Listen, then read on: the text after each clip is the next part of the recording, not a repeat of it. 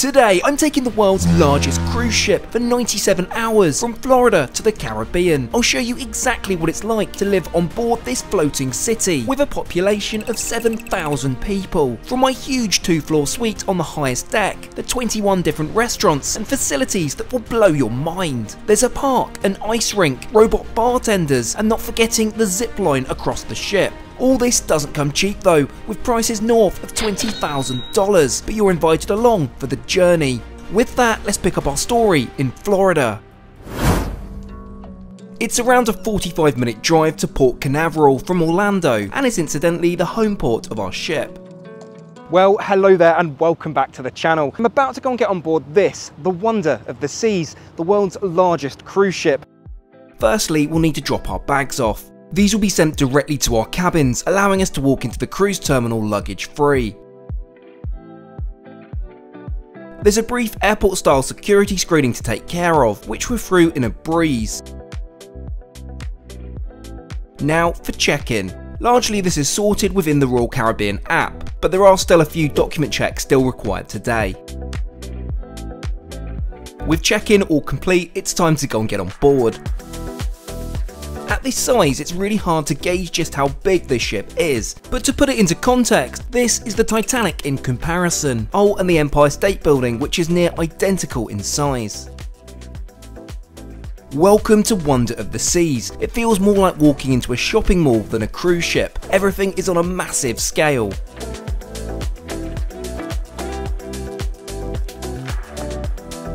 We're currently on deck 5 in the Royal Promenade, but we have quite the distance to cover as our suite is all the way on the highest deck of the ship.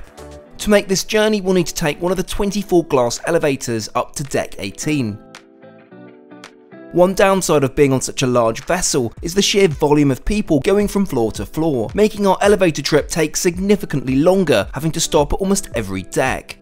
Much later. Finally, we've arrived at the suite-only level, which is also known as the suite neighbourhood. I'll explain more about the various neighbourhoods on board in just a moment.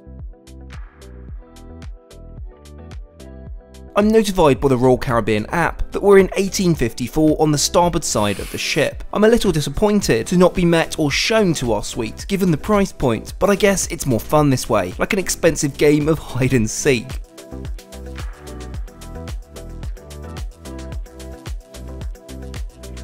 Well, welcome on board. We've just checked in, waiting for our bags. Yeah, and we're going to go and explore around this this awesome looking room. I mean, the fact we've got 2 floors is well, it's pretty exciting. With a total size of nearly 700 square foot, this is a huge space to have to ourselves. Downstairs features a dining room to indulge in the extensive room service.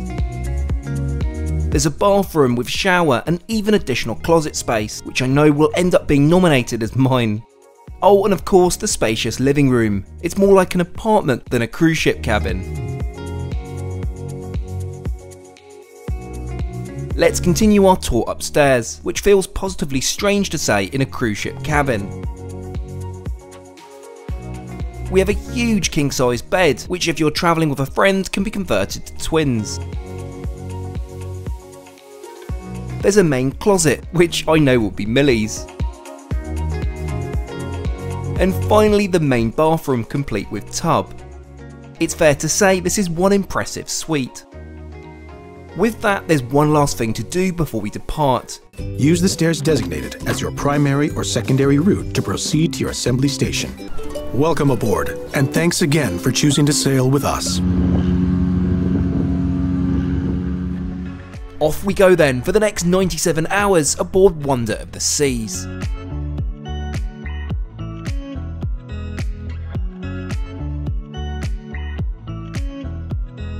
What could that be? Oh, of course, our bags. Quite the relief too, as we need to get ready for tonight's festivities.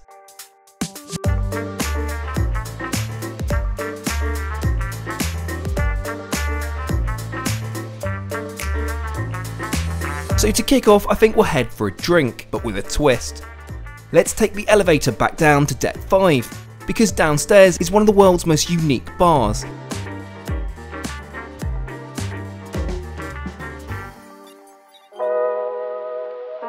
This is Bionic Bar, where our drinks are prepared by robots. Your order is placed on an iPad, and I'm surprised to see just how extensive the offering is. Now call me boring, but I absolutely love a G&T. It's also pretty much impossible to mess up, so I feel we haven't really tested our AI friends today.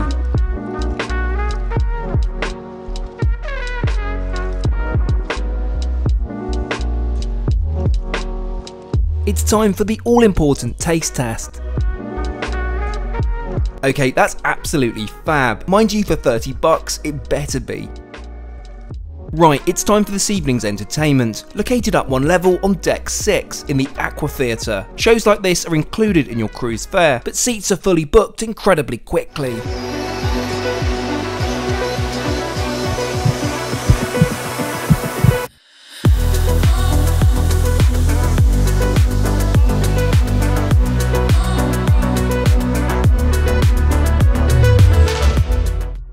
Well, it's fair to say one of the most impressive shows we've seen, let alone on board a cruise ship. Right, I make it dinner time. We've managed to get a reservation at the ship's signature restaurant, Wonderland. Can you see what they did there? This is also what's known as specialty dining, meaning this comes at an additional cost to our cruise. At over $100, let's see if it's worth it. So far, aesthetically, it's spectacular. Though I'm surprised to see it so empty, given it's supposedly fully booked for the rest of the sailing. Now, something you should know is this is a very different dining experience. Our menu, for example, well, we'll have to paint it to reveal it. It's also split into elements instead of courses. I'm told the food is intended to confuse your senses in terms of consistency and taste. First up, the bird's nest, bathed in a cloud of smoke. 2 buffalo chicken eggs with yolks infused with blue cheese and hot sauce. We too are confused, but as I said, that's the point.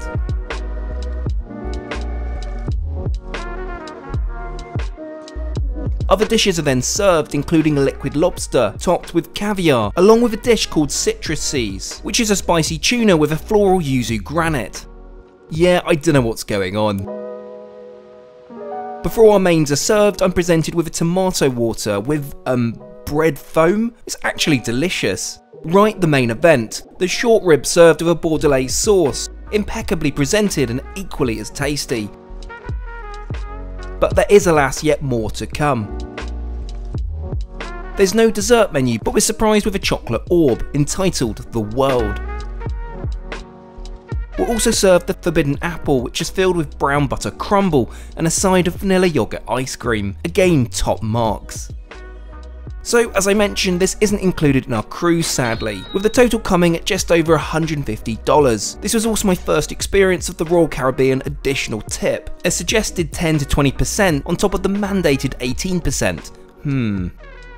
Well, we've just come back from Wonderland. I know, right? I had a really good evening. I mean, yes, it was a lot of money, but I do think they did it right. It has to be said. But anyway, now we're back. I think it's time for sleep on our first night on Wonder of the Seas. So with that, let's go to sleep. Let's. And just before we explore the rest of this incredible ship, it's time for a quick word from Vessi. You all know me by now, I love my Tims, but back home with the unpredictable weather, and because I live near the beach, big up Dorset, I need some shoes which can keep my feet warm and dry, whatever the weather. Okay, we've arrived at the beach. Welcome back, my Vessis, the most versatile shoe I own. They're comfortable, lightweight and breathable. They're not just water resistant though, they're waterproof. These are my Stormburst Vessis, and they're adventure ready, which combine the comfort of a sneaker with the grip and coverage of an outdoor boot. 100% waterproof and warm with added grip in wet conditions. As with my other Vessis, they're made from Dymatex, this awesome material which keeps your feet warm in the cold but cool in the summer months. My Vessis are super easy to keep clean, right under the tap. Oh, and check this out, I'm now going to take my shoe off. You see, bone dry. I love my Vessis, I'm sure you will too, so click the link down in the description or head to vessi.com/trektrendy and use code TrekTrendy for 15% off your entire order. The next day. Well, good morning. I was concerned there may be some rocking this high up, but thankfully it's no different to sleeping in a hotel room. Right, it's caffeine o'clock. I like the thoughtful touch of an in-room espresso machine, but bear in mind this is only in the suites and not in a standard balcony cabin. Now to start the day properly on our balcony, which we haven't really had a look at yet. At the touch of a button, the massive floor-to-ceiling curtains part to reveal our impressive 120 square foot balcony. Let's go and enjoy those $1 million views.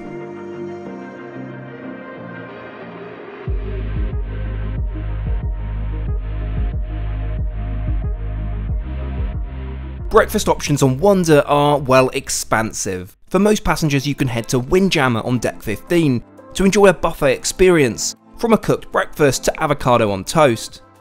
The drawbacks are that it can get incredibly busy, and drink-wise, anything other than filter coffee and OJ is at an additional cost. This is where being a suites passenger comes in clutch. We have access to the coastal kitchen and lounge, offering a more premium a la carte dining for breakfast, lunch and dinner.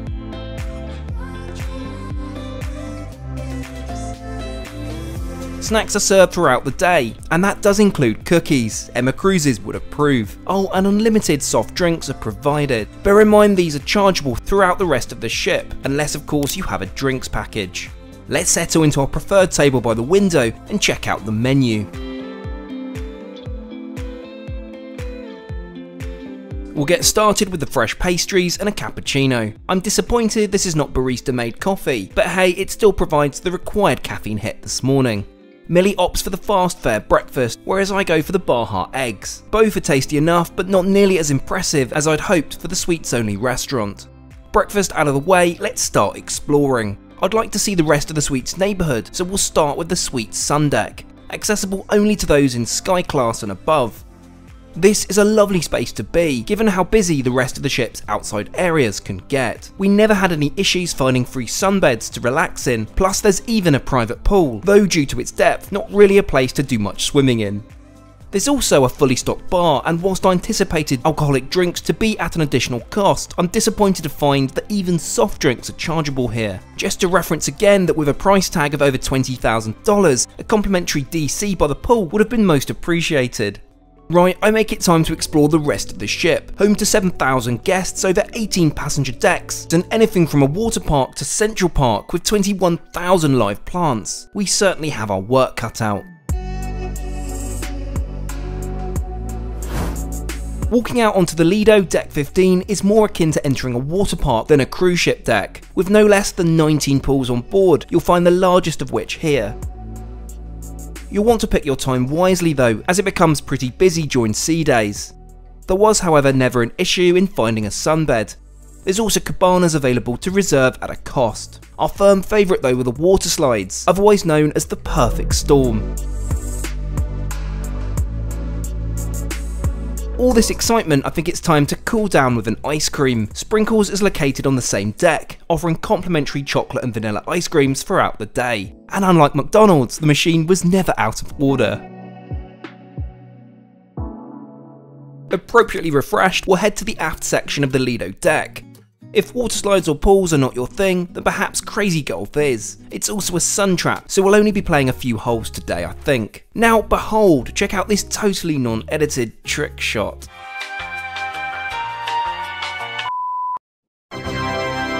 Adjacent to the Crazy Golf, you'll find a huge drop down onto the boardwalk, and it's here where the ship's zipline is located. Of course, both Millie and I jump at the opportunity, though even not being scared of heights, it feels mighty strange leaping off the edge some 16 decks up.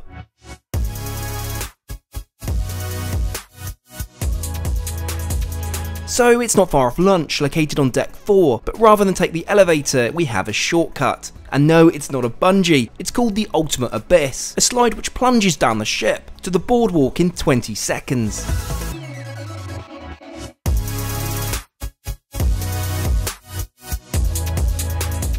Welcome to the boardwalk. Featuring several restaurants, but also a full-sized fairground carousel and a hot dog stand. This ship is really full of surprises. But we're heading down further still to deck 4 for some Japanese cuisine at Izumi. Izumi is split into two sections for hibachi live cooking and sushi. We unfortunately couldn't get a reservation for the former, but being huge fans of sushi, this will still very much be a treat.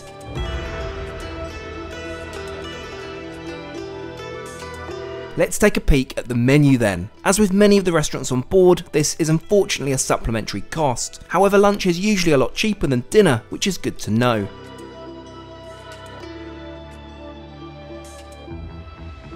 I'll start with a personal favourite, the miso soup, before moving on to a starter of pork gyoza dumplings and the shrimp firecracker spring rolls.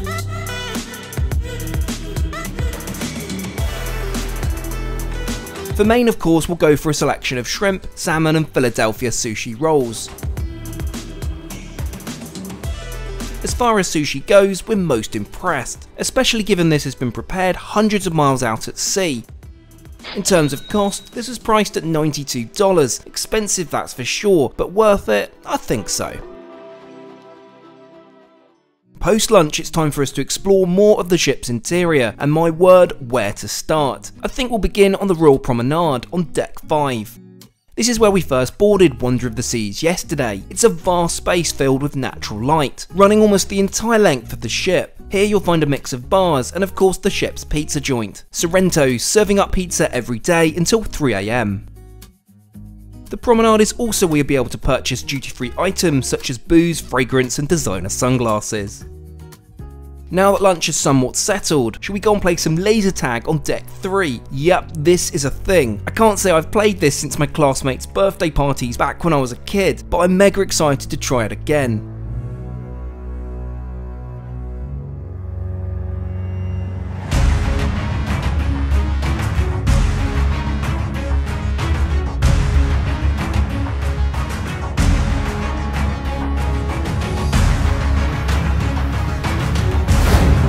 Mission failed. We'll get them next time. Now, aside from running around like a kid, how can one mitigate the gluttony on board? Well, there's a running track of course, and just over 2 laps equals a mile, so I'm going to need a fair few of these laps to run off all this food.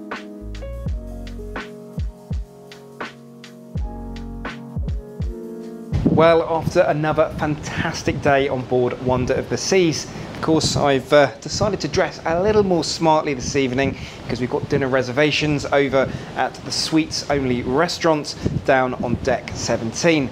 So with that, let's go and grab Millie, go and get some dinner.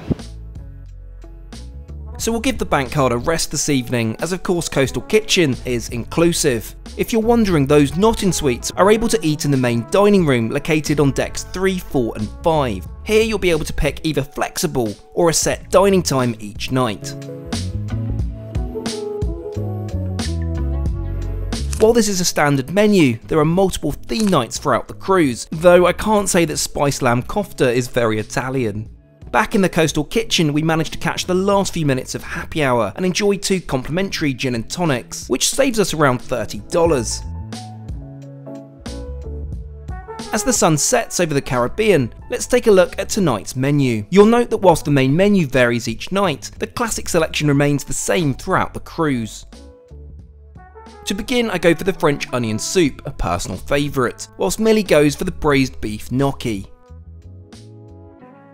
To continue the beef theme, we both opt for the grilled New York sirloin steak, cooked medium for me and rare for Millie.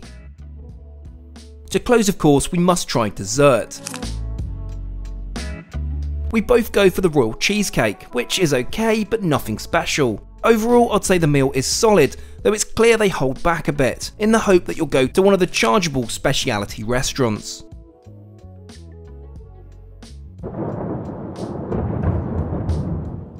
The next day. Well, good morning. It's day 3 on board, and we still have so much more to see. For breakfast, we've decided to try out Johnny Rocket's Diner down on the boardwalk. Being British, going to an American diner is still very much of a novelty and feels right out of a movie. Johnny Rocket's is open for breakfast, lunch and dinner without a reservation. Whilst lunch and dinner are at a supplement of $6.95 per person, breakfast is free, which many don't realise.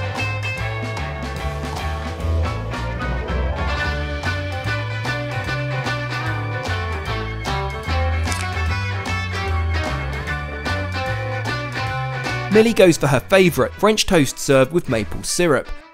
The pancakes stand out to me this morning though, both come with extra potatoes, bacon and scrambled egg. In all, it's a better, albeit more unhealthy breakfast than yesterday's coastal kitchen offering. I'd certainly suggest it at least once during your cruise.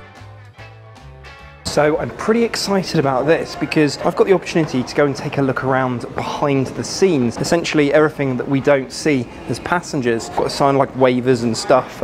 Not really sure what we're going to look at, so come with me and we'll see what it's like. The all-access ship tour is yet another add-on, chargeable at $180 a person. They claim they need to charge a lot to stop the tour from oversubscribing, but I feel a more reasonable $100 would have had the same impact. We start off by taking a look at the main dining room kitchen. I'm informed that each specialty restaurant also has its own kitchen, meaning there are in excess of 30 kitchens serving up 30,000 meals daily. I certainly don't fancy the washing up. Next we're led down onto deck 3, to the big walkway, dubbed the I-95, which runs through the core of the ship. Our first stop will be the engine control room. This is essentially where all elements of the ship's power are controlled. I mean, check out the size of the engines. For reference, Wonder of the Seas is equipped with 4 bow thrusters, putting out 7,500 horsepower each. Now for deck 2, which grants us access to the walk-in cold storage, containing anything from fish to ice cream. In one of the other walk-ins, I managed to track down the good stuff. Now we're talking. Finally, we reach deck 1, and whilst there are lower decks where the engines are located, this is not part of the tour. This is where the ship's laundry happens, which, as you can imagine, is a huge operation running 24/7. The tour finale sees us heading up to deck 12, and with it the bridge. I mean, it's not every day you get to see the driving seat for the world's largest cruise ship. In all, I really enjoyed this tour and would wholeheartedly recommend it if finding more out about the ship firsthand is your jam. I do, however, think it's a shame it's just so expensive. I make it lunchtime. I've booked us a restaurant in Central Park, the area of the ship we're yet to explore.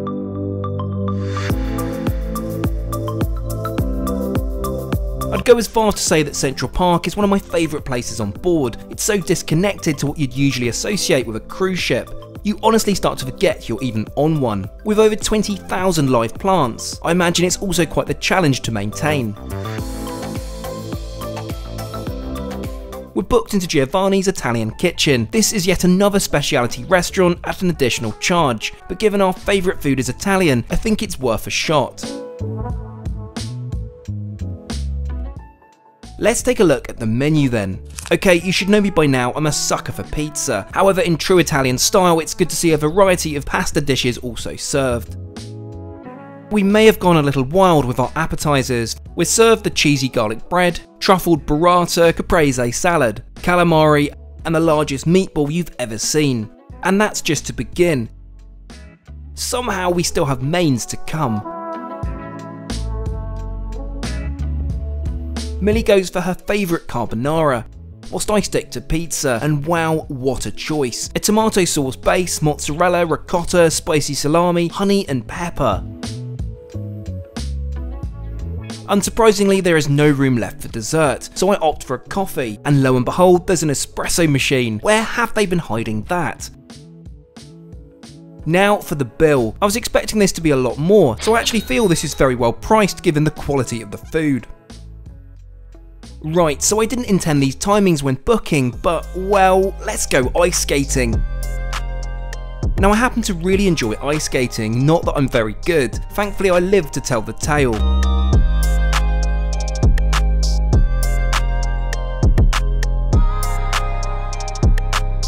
In line with our adventure-filled afternoon, shall we up the ante and do some rock climbing?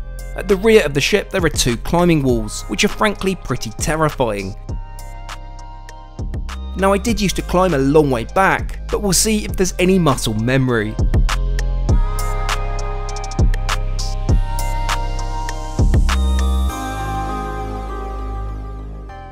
Well, after an activity-filled afternoon, would you believe it's that time again? I've booked us a table at the onboard steakhouse, Chops Grill. Let's see how this compares to the steak we've been served in the suite restaurant. Surprise, surprise, this is also an additional expense, and on the more expensive side, but I want to experience as much as possible on board to get a full picture of this cruise. To start, Millie opts for the jumbo crab cake, whereas I go for the beef carpaccio. Both are delicious. Now for our main. Millie a bone-in ribeye cooked rare, and for me a medium cooked fillet. Yes, we pronounce it that way in the UK before I get any fillet corrections.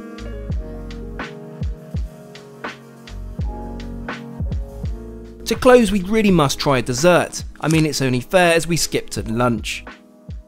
We decide to share the New York cheesecake and warm chocolate cake. And the damage, cover is charged at around $153 for the two of us, certainly on the expensive end, but I will say of spectacular quality. To conclude another fantastic day at sea, we've booked to see a show, Voices in the Royal Theatre. This is the largest venue on board and plays host to a variety of performances, which are free but require a reservation. We can cry when it's over. We can cry when it's over. The next day. Good morning. We have finally reached land after the last few days at sea. Welcome to St Martin, around 1,500 miles from Port Canaveral. Let's get off and explore. I'm unsure if we'll get land legs after being on the water so long. As we walk to the beach, let's talk cost. How much was this trip? I booked this through the Royal Caribbean website directly, but as we know from our experience, what you pay online versus on board varies due to the constant upsell. When you add up the £16,000 are spent online, plus onboard expenses of $900, you get a total of $22,231. So yeah, this is serious money. Would I recommend it? Well, we had an incredible time. The suite was gorgeous and facilities were out of this world. Although saying that, I found the constant upsell frustrating at this price point and feel that more should have been included. In comparison, my Virgin Voyages cruise, in their very best suite, was over half this cost. But let me know what you think down below. We've arrived in St Martin. And surprisingly, actually, this is in the EU, which I didn't realise, because this is a Dutch island shared with a French island as well, so that's pretty cool. But anyway, thank you so much for watching. I hope you've enjoyed coming with us on board Wonder of the Seas, just behind us over there, and we'll catch you all again next time. Bye.